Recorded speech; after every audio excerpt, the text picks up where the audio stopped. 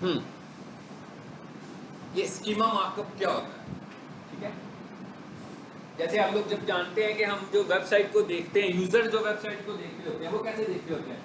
Users website को देख रहे होते हैं ग्राफिक इंटरफेस में, ऐसे ही है ना?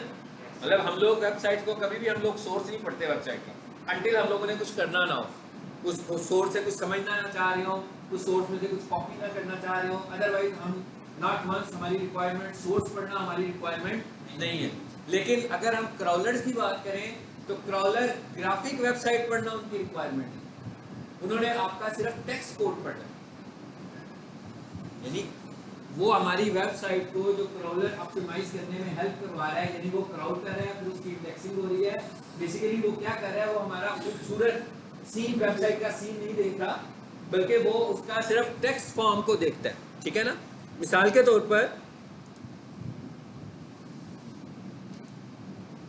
जैसे हम यूं कह दें, ये मैं एक वेबसाइट खोलता हूं,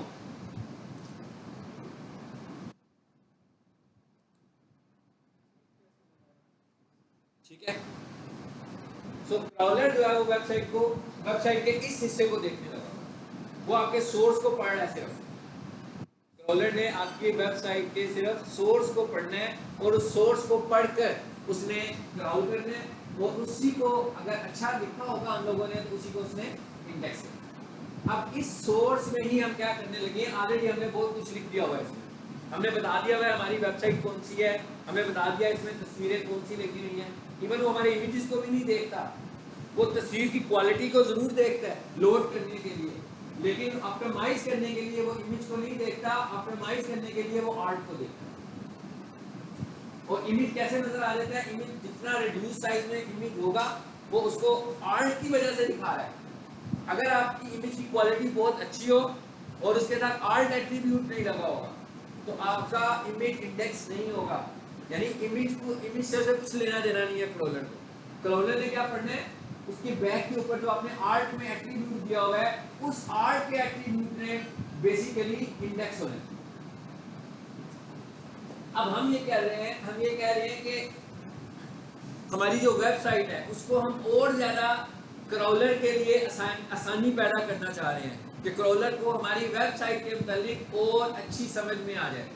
बिल्कुल इसी तरह जैसे हमने अपनी गूगल बिजनेस प्रोफाइल बनाई थी, तो गूगल बिजनेस प्रोफाइल में अगर हम देखें तो क्या इंफॉर्मेशन होती है, गूगल बिजनेस प्रोफाइल में हम क्या देते हैं, मोर यानी कि मेन कॉमन इंफॉर्मेशन अगर मैं 3-4 आइटम चुनूं तो क्या देते हैं, अपने बिजनेस का नाम देते हैं, अपना कॉन्टैक्ट पर्सन देते हैं, अपना मोबाइल नंबर देते हैं और अपनी लोकेशन देते हैं। यही है ना, ये हमारी बिजनेस लोकेशन है, ये कहीं पर भी बनेगी, इन्हीं चीजों से आपकी बिजनेस लोकेशन बन रही होगी। अब हम क्या करेंगे, हम स्कीमा के थ्रू ये भी बता देंगे कि भाई हमारी वेबसाइट कौन सी है, हमारी वेबसाइट का पर्पस क्या है, हमारी वेबसाइट का ऑथर कौन है यानी ऑनर कौन है, किस बंदे से राब्ता करना है। अब हम मुख्तलिफ किस्म के स्कीमास को ऐड कर सकते हैं। उसके बाद फिर हम क्या कहेंगे कि जो हमारी वेबसाइट है इस वेबसाइट के सोशल लिंक्स कहाँ हैं, यानी आप अक्सर देखते हैं ना कि वेबसाइट्स खुलती हैं और साथ ही सोशल लिंक्स भी खुलते हैं नीचे, खासतौर पर अगर आप बिजनेस प्रोफाइल पर जाए, बिजनेस प्रोफाइल पे जाकर किसी वेबसाइट को क्लिक करके देखिएगा, वेबसाइट आएगी, वेबसाइट के नीचे उसके सोशल लिंक्स आ रहे होंगे। अगर उसने खुद से सोशल लिंक्स नहीं बनाए होंगे तो उस तरह के बिजनेस के जिसने सोशल लिंक्स क्रिएट किए होंगे उनके सोशल लिंक्स वहां पर, वेबसाइट आप ही की आ रही होगी मगर सोशल लिंक्स किसी और के आने शुरू हो जाएंगे। ठीक है, तो इसका मतलब क्या हुआ कि जो स्कीमा का हमारे पास मार्कअप है इसको भी हमने साथ में इस्तेमाल करना है। अब ये हम कैसे बनाएंगे, ये वाली रिस्पॉन्सिबिलिटी भी जो है वो डेवलपर की है, ठीक है, लेकिन हम यहाँ पर सीखने लगेंगे स्कीमा बनाना कैसे है। ठीक है, लेकिन असल में ये डेवलपर का काम है कि वो स्कीमा को भी डेवलप करके देगा वेबसाइट के साथ। लेकिन अगर नहीं हुआ हुआ तो फिर हम लोगों ने कैसे करना है, schema.org की हमारे पास एक वेबसाइट है, ठीक है, और हमारे पास बहुत सारे ऐसे टूल्स भी हैं जिनसे जाकर हम ये चेक भी करेंगे कि क्या स्कीमा लगा हुआ है, तो स्कीमा नहीं लगा हुआ, और अगर नहीं लगा हुआ तो हमने स्कीमा ऐड करने के लिए हमारे पास टूल्स है। बिल्कुल उसी तरह ही है जैसे हमने गूगल सर्च कंसोल को वेरीफाई करवाया था। कैसे वेरीफाई करवाया था हम लोगों ने, सर्च कंसोल पर गए थे, एक कोड जनरेट हो गया था, उस कोड को जाकर हमने अपनी वेबसाइट पे लगा दिया था। इसी तरह जब हमने स्कीमा बनाना है तो हमने क्या करना है, स्कीमा डिजाइन करेंगे और उसके बैक एंड पर कोड जनरेट होगा, उस कोड को जाकर हम लोगों ने अपनी वेबसाइट के कौन से हिस्से में लगा देना है, हेड वाले पोर्शन, ठीक है ना। जितनी भी डिक्लेरेशन होंगी आपके पास, ये सारी की सारी डिक्लेरेशन कहाँ पर होंगी, हेड पोर्शन में हो जाएगी। तो आपने इस कोड को हेड पोर्शन में ऐड कर देना। समझ आ गई बात। तो आज की अब थोड़ी सी थ्योरी को भी देख लेते हैं। ये तो मैंने आपको कॉन्सेप्ट बता दिया, स्कीमा है क्या।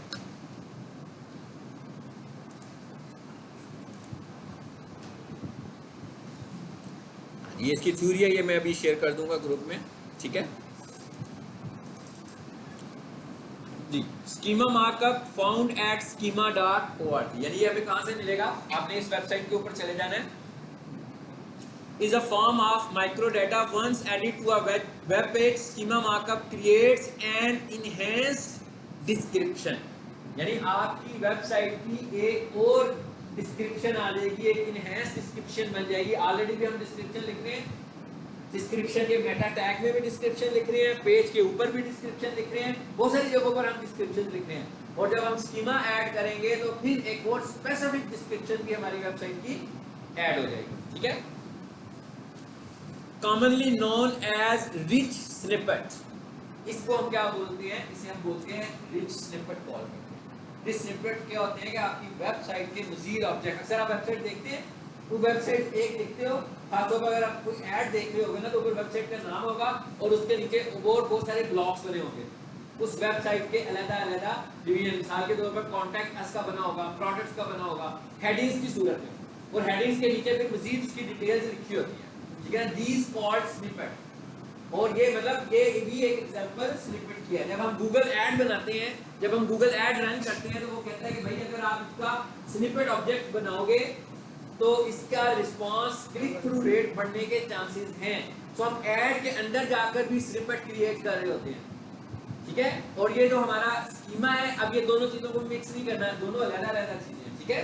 मतलब स्निपेट जो है बेसिकली क्या करता है, आप यूं समझ लें जैसे आप कुछ लिखते हैं तो हेडिंग्स की सूरत में लिख देते हैं तो ज़्यादा अंडरस्टैंडेबल चीज़ हमारे लिए बन जाती है।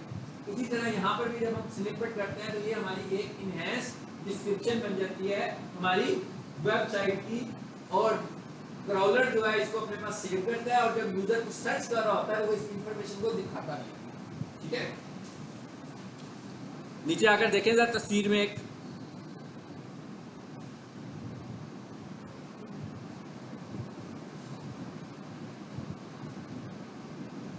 ये एग्जांपल आ रही है, इस एग्जांपल में तस्वीर में देख रहे हैं काफी सारी डिटेल्स नजर आने लगी हुई हैं आपको।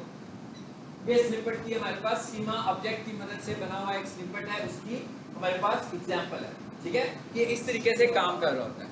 इससे फायदा क्या होता है, ये एसईओ का एक फैक्टर है, ठीक है, ये भी एसईओ का एक फैक्टर है, और क्रॉलर को आसानी होती है आपकी वेबसाइट को अंडरस्टैंड करने में, और इससे आपकी वेबसाइट की वैल्यू में इजाफा होता है, ठीक है। वैल्यू में इजाफा होने का क्या मतलब है कि वो कंपैरेटिवली ऐसी वेबसाइट को ज्यादा बेहतर तौर पर इंडेक्स करेगा जिसका हमने स्कीमा बनाया होगा, और जिसका हमने स्कीमा क्रिएट नहीं किया होगा उसको उसके नीचे रखना है।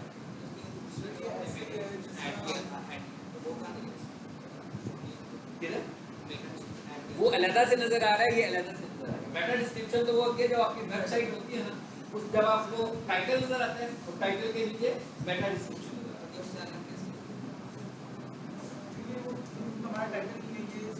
नहीं देखिए ये अलग से हमें नजर आ रहा है, ये यूआरएल हमें अलग से नजर आ रहा है, और स्निपेट हमें अलग से नजर आने लगा। सब चीजें अलग, बिल्कुल सब चीजें, यानी कि आप समझ लो कि इसकी रैंकिंग बढ़ती जा रही है, हमारी चीजें ज्यादा बेहतर तौर पर नुमायां होना शुरू हो जाएगी। इवन समटाइम ऐसा आप देखते हो कि हम लिखते हैं कि what is the fees structure of star academy Lahore, तो वो फीस आ जाती है जो स्निपेट की फॉर्म में हमारे पास नजर आ रही होती है। वर्डप्रेस की जो वेबसाइट्स बनाते हो खास तौर पर उसके अंदर खुद से बाय डिफॉल्ट ये सारा काम हो रहा होता है, ठीक है। तो उसकी अक्सर ऐसी होती है जो वेबसाइट थोड़ी सी बेहतर रैंकिंग में आ जाएगी तो उसके स्निपेट आपको नजर आने शुरू हो जाते हैं, खुद से ही नजर आने शुरू हो जाते हैं रैंकिंग अगर अच्छी हो तो। जी why is schema important in SEO, ठीक है। ये मैंने आपको बता दिया कि इसकी इंपॉर्टेंस हमारे पास है। Schema markup code is also called semantic vocabulary और माइक्रोडाटा, ठीक है। इसको सिमेंटिक वोकैबुलरी भी बोलते हैं। सिमेंटिक वोकैबुलरी का क्या मतलब है कि ह्यूमंस के तौर पर ये अब आपको डील करने लगा हुआ है। that you can add to HTML for your website.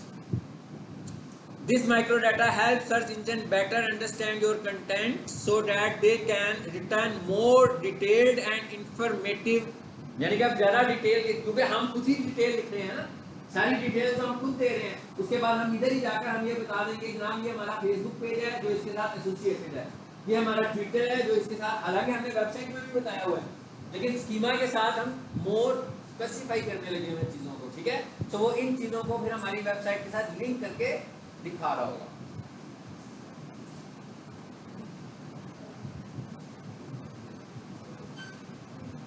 हाँ जी, ये बात तो आपको समझ में आ गई कि मैंने कहा कि एसईओ में इसका रोल है, ठीक है, यानी हमने बनाना है, और मैंने आपको बताया था कि इसके हमारे पास टूल भी है, वैलिडेशन चेक करने का टूल भी है और बनाने का टूल भी है, ठीक है। जिन जिन लोगों ने अपनी वेबसाइट बनाई हुई है, आप लोगों ने चेक करके मुझे बताना है कि क्या आपकी डोमेन, सब डोमेन्स का स्कीमा बनता है कि नहीं, खुद से मुझे चेक करके बताना। अपनी वही अगर बनता है तो मुझे बताना है, उसको अपलोड करना है, यही मैं आपको असाइनमेंट दे रहा हूँ छोटी सी। अपनी अपनी वेबसाइट का आप लोगों ने स्कीमा बनाना है खुद से।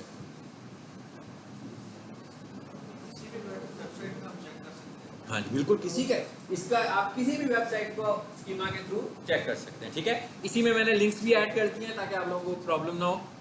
स्कीमा वैलिडेटर और हाउ टू क्रिएट स्कीमा, ठीक है। अब इधर से आता हूं मैं इस जगह पे,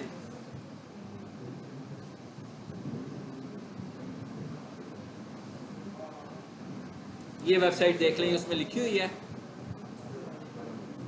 इस पे लिखा हुआ है validator.schema.org, इधर है,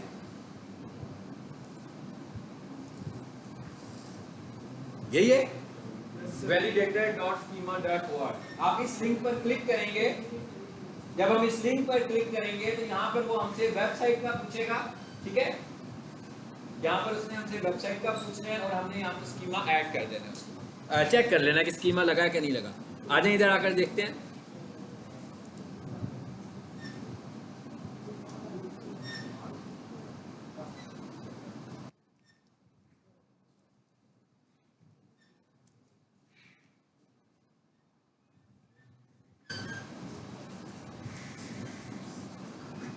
जी, आप जब भी टेस्ट करेंगे तो इस तरह स्क्रीन आपके सामने आएगी। जब भी हम स्कीमा को टेस्ट करेंगे तो हमारे सामने स्क्रीन इस तरीके से नजर आएगी। आप देखें, दो कॉलम्स बने हुए नजर आ रहे हैं, लेफ्ट साइड पर आपको कुछ कोड नजर आ रहा है, लेफ्ट साइड पर आपको कुछ नजर आ रहा है, और राइट साइड पर आपको इस तरीके से स्कीमास नजर आ रहे हैं। और ये भी हो सकता है कि राइट साइड वाला हिस्सा बिल्कुल आपको ब्लैंक नजर आ रहा है। एरर आना एक अलग बात है और इसका ब्लैंक नजर आना एक अलग बात है, ठीक है। ब्लैंक नजर आने का क्या मतलब होगा कि अभी तक स्कीमा आपने बनाया नहीं हुआ, तो आपने स्कीमा इसका क्रिएट करना है। अभी हम जिस टूल में इस वक्त आए हैं schema.org में, यहाँ से हम लोगों ने क्या किया, सिर्फ स्कीमा को हमने सिर्फ स्कीमा को चेक किया, ठीक है। और भी बहुत सारे टूल्स हैं जिनकी मदद से आप स्कीमा मार्कअप क्रिएट कर सकते हो, लेकिन मैंने जो टूल आपको बताया हुआ है हम उसी में चले जाते हैं। यहाँ पर आकर देखें जी, क्या रखा है हमने, रैंक रेंज,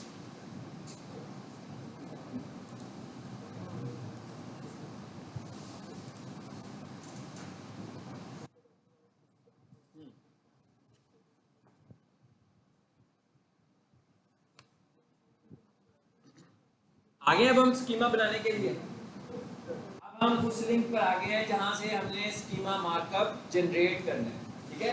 कैसे जनरेट होगा जरा ये देख लें जी। कैटेगरीज आ रही है, which schema would you like to create. इसका क्या मतलब है कि आपका जो कंटेंट है, ऑनलाइन जो कंटेंट है, वो किस तरह का कंटेंट है, आपकी वेबसाइट जो है वो किस तरह की वेबसाइट है, ठीक है। एक पे लिखा हुआ है आर्टिकल सबसे ऊपर, कितनी सारी चीजें आ रही हैं स्कीमास बनाने के लिए हमारे पास, ठीक है। हमने अपने कंटेंट को यहां से सिलेक्ट करना है कि हमारा कंटेंट किस तरह का है।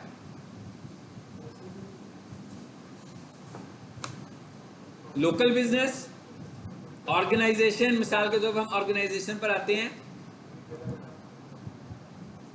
जी, जरा देख लें जरा, organisation such as schools, NGOs, institute, university, ये सब ऑर्गेनाइजेशन में आ जाएंगी ना। तो उसने कहा अगर तो आपकी ऑर्गेनाइजेशन है और हम मल्टीपल स्कीमास भी बना सकते हैं, ठीक है, मतलब मैं एक ऑर्गेनाइजेशन का भी बना लेता हूँ, फिर मैं कहता हूँ लोकल बिजनेस भी है, तो लोकल बिजनेस का भी बना रहा हूँ। आप लोगों की वेबसाइट ई कॉमर्स में आएगी? नहीं, आपने मोस्टली जो वर्डप्रेस में काम किया होता है ना, वो ज्यादातर टेक्सचुअल फॉर्म में आपके पास होता है, लेकिन जैसे मैं ये कह रहा हूँ स्टार्स अकेडमी की वेबसाइट है और कमर्शियल किचन की वेबसाइट है, अब स्टार्स अकेडमी की वेबसाइट को मैं इसमें लेकर आऊंगा, इसके साथ साथ पैरेलल में ये भी कहूंगा कि भाई ये जो स्टार्स अकेडमी लोकल बिजनेस की कैटेगरी में भी आएगा ना। तो इस तरह रेलिवेंट होकर आप लोगों ने देखना है कि आप कितने स्कीमास अपनी वेबसाइट के साथ अटैच कर सकते हो, ठीक है। बेसिकली ये करने से होता क्या है, मैंने बताया स्निपेट्स बनते जाते हैं ना आपके, और ये ऑर्गेनिक स्निपेट है, ठीक है, और जब हम उसमें जाते हैं गूगल ऐड में जाते हैं तो वो पेड स्निपेट बने होते हैं हमारे, ठीक है जी। जरा देखिएगा यहाँ क्या लिखा हुआ है, ऑर्गेनाइजेशन आ गई, यहाँ पर हम क्या करेंगे, ऑर्गेनाइजेशन का नाम लिख देंगे,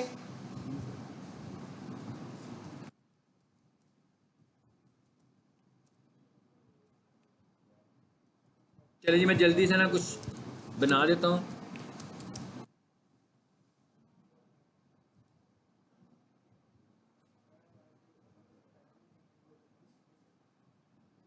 यहाँ पर क्या आना चाहिए, बोलते हैं ना आप लोग, बोले हाँ जी, यहाँ पर आएगा HTTPS, नहीं आया,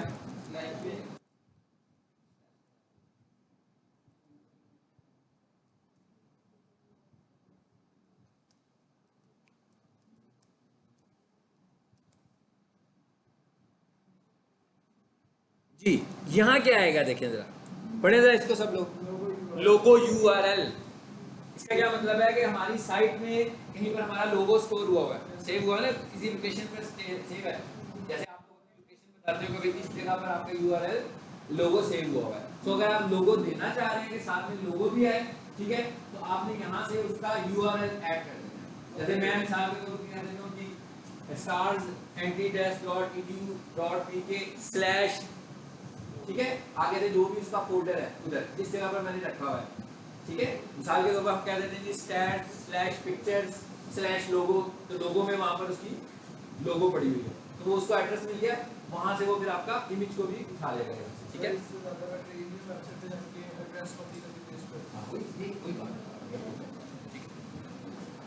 आ जाए जी, नीचे आ जाए। अच्छा, उसके बाद ये क्या लिखा हुआ है, चलो फिलहाल मैं इसको यूं करता हूं और इसको यहाँ पे पेस्ट कर देता हूँ। ये क्या लिखा है जी, ऐड सोशल प्रोफाइल्स। अब वो ये क्या कह रहा है कि यहाँ पर आपका ट्विटर, आपका लिंक्डइन, जो जिसको आप सोशल प्रोफाइल कह रहे हैं अपनी, आपका फेसबुक पेज, आपका इंस्टाग्राम, सब चीजें आपने यहाँ पर अपनी ऐड कर देनी। मिसाल के तौर पर मैं कहता हूँ ऐड जी पेज का URL उठाएंगे, यहाँ पर पेस्ट कर देंगे, फेसबुक पेज का पेस्ट कर दें, फिर दूसरा URL ऐड करें। एक काम करते हैं जी, यहाँ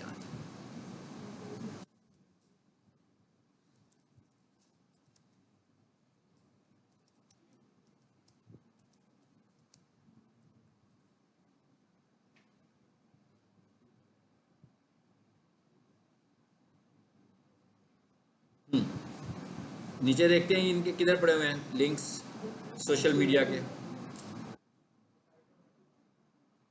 ये आ रहे हैं,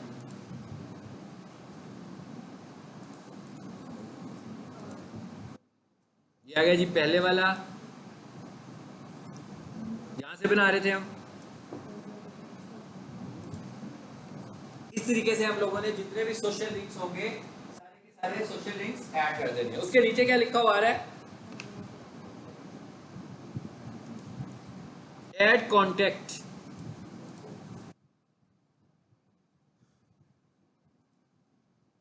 अब ये सारी ऑप्शंस आ रही हैं आपके पास कि किस किस पर्पस के लिए कॉन्टेक्ट करवाने हैं आपने, तो ये सारी की सारी इंफॉर्मेशन भी वहां पर स्टोर हो जाएगी। सेल्स के हवाले से आपने कोई कॉन्टैक्ट इंफॉर्मेशन लेनी है, ठीक है, क्या कुछ कैटेगरीज बनी हुई आ रही हैं जी, billing support, bill payment, sales, reservations, तो इस चीज़ें आ रही है। तो यहाँ पर आपने मिसाल के तौर पर हम एक ऐड कर देते हैं सेल्स के वाले से।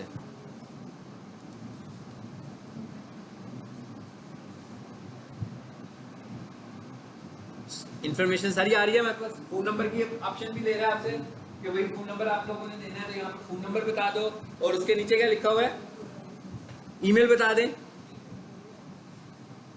देखते हैं नंबर कैसे लेता है।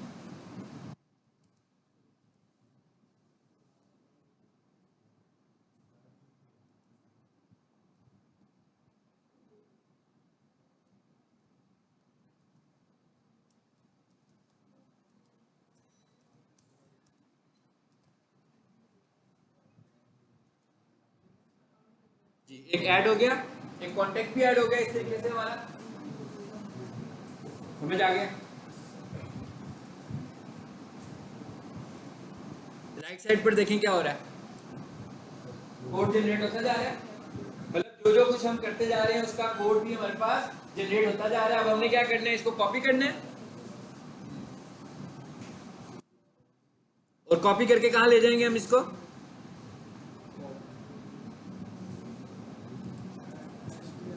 नोटपैड में आए जरा, मैं दिखा दूं कहाँ जा रही है। जी सारा आ गया ना हमारे पास। अब जो जो आपने फिल करना है, अगर आपके पास एक दफा इस तरह का कोड हो तो आप जनरेट किए बगैर इसको भी एडिट करके लिख सकते हो ना किसी और वेबसाइट के लिए। कोड तो आ गया ना हमारे पास, ठीक है ना। अब हम किसी और वेबसाइट का करना चाह रहे हैं तो सेम इसी को एडिट कर लेंगे, ऑब्जेक्ट तो सारे सेम रहेंगे, सिर्फ कंटेंट चेंज होता जाएगा हर वेबसाइट के लिए, ठीक है। सो आपकी चॉइस है। और इसको हमने जाकर पेस्ट कहाँ कर देना है, किस हिस्से में पेस्ट करना है, हेड वाले पोर्शन में, अपनी वेबसाइट के हेड के पोर्शन में हम इसको स्कीमा को पेस्ट कर देंगे। और जरा इधर आए, एक और स्कीमा भी देखते हैं इसके साथ।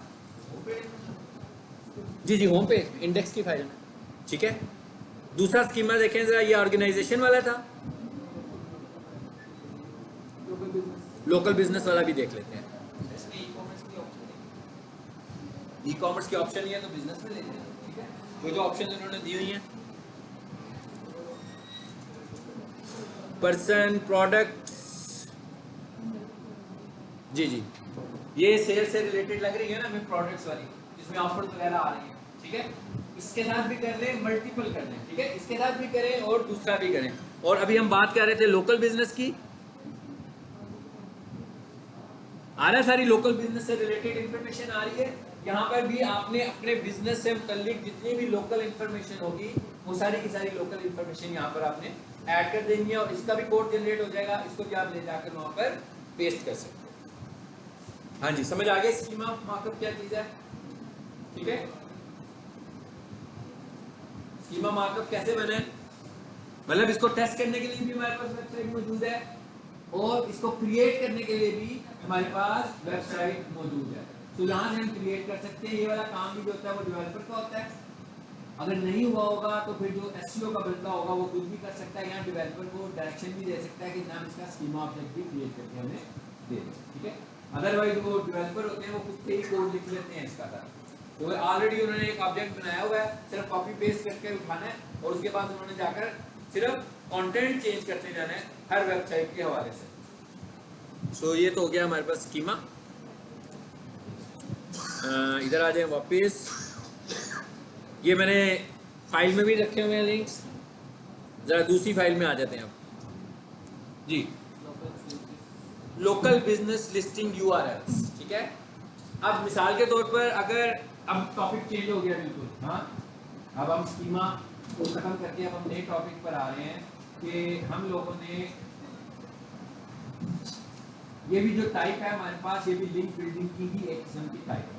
अब इससे फायदा क्या होगा, इससे फायदा ये होगा कि अच्छी अच्छी रैंक्स वाली वेबसाइट के ऊपर जाकर हमारी लिस्टिंग मौजूद होगी। साथ जैसे हम गूगल बिजनेस प्रोफाइल पर मौजूद हैं तो हमारी वेबसाइट की वर्थ बढ़ती है, इसी तरीके से और जो पॉपुलर वेबसाइट्स हैं जब हम उनके ऊपर जाकर अपना नाम एंटर करेंगे, अपना कंटेंट एंटर करेंगे तो गूगल को रिलायबिलिटी उसकी हमारे बिजनेस के ऊपर बढ़ेगी।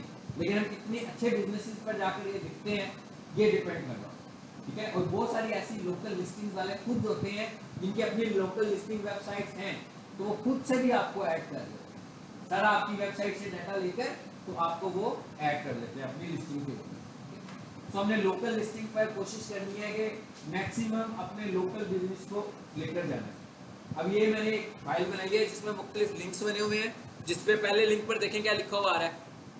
अब ये कैसे मैंने ढूंढा है, ये मैंने आपको उस दिन भी बताया था।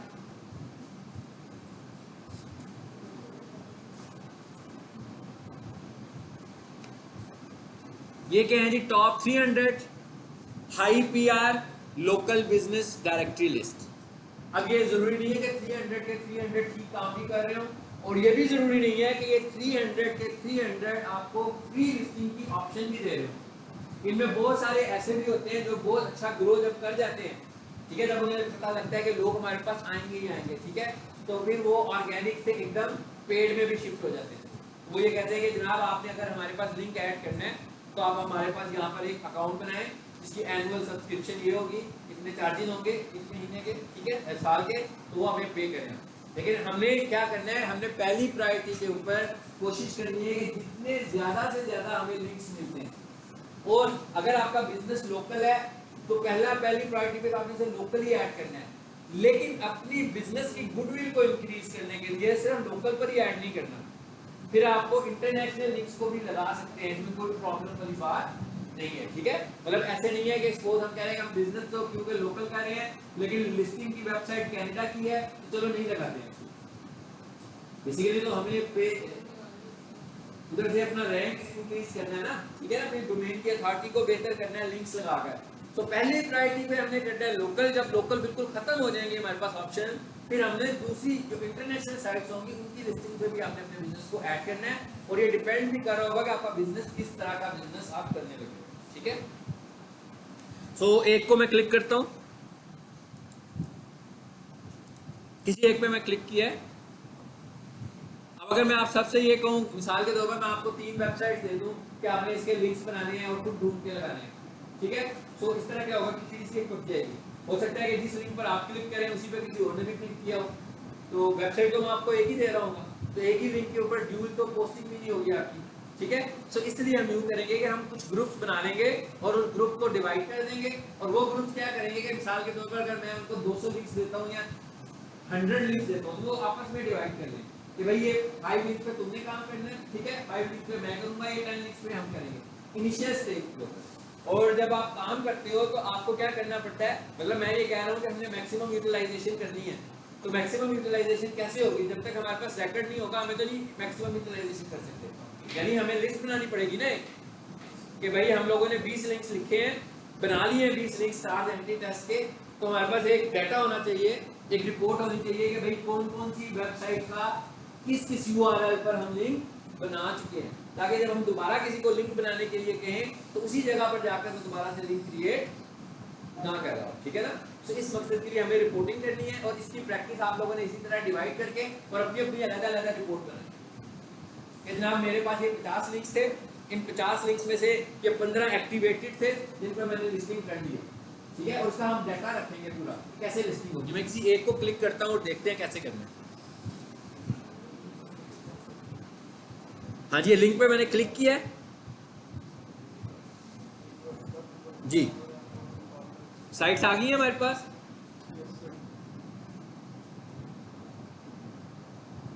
चलो जी, मैं किसी एक पर चला जाता हूँ।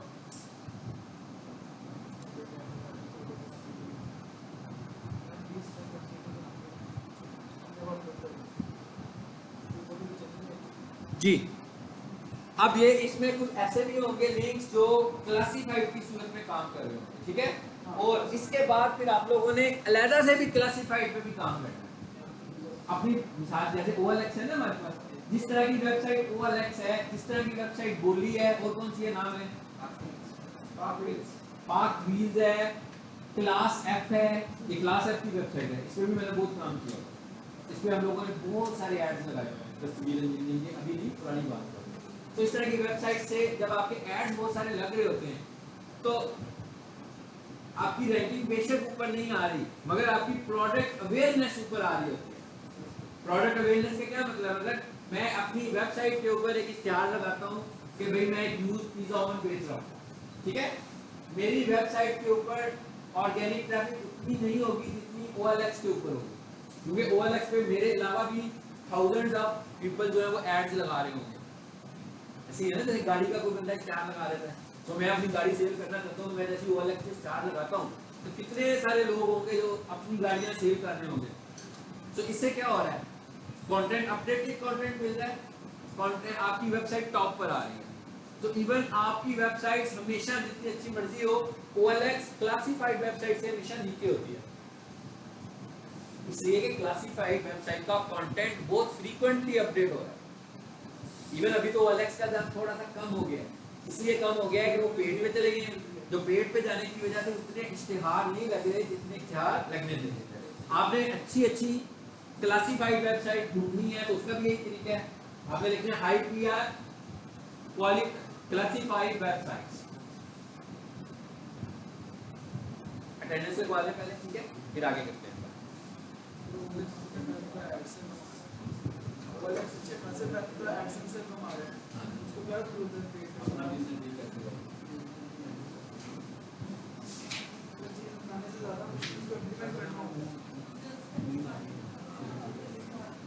बल्कि अभी ब्रेक लेते हैं, आप वो करें,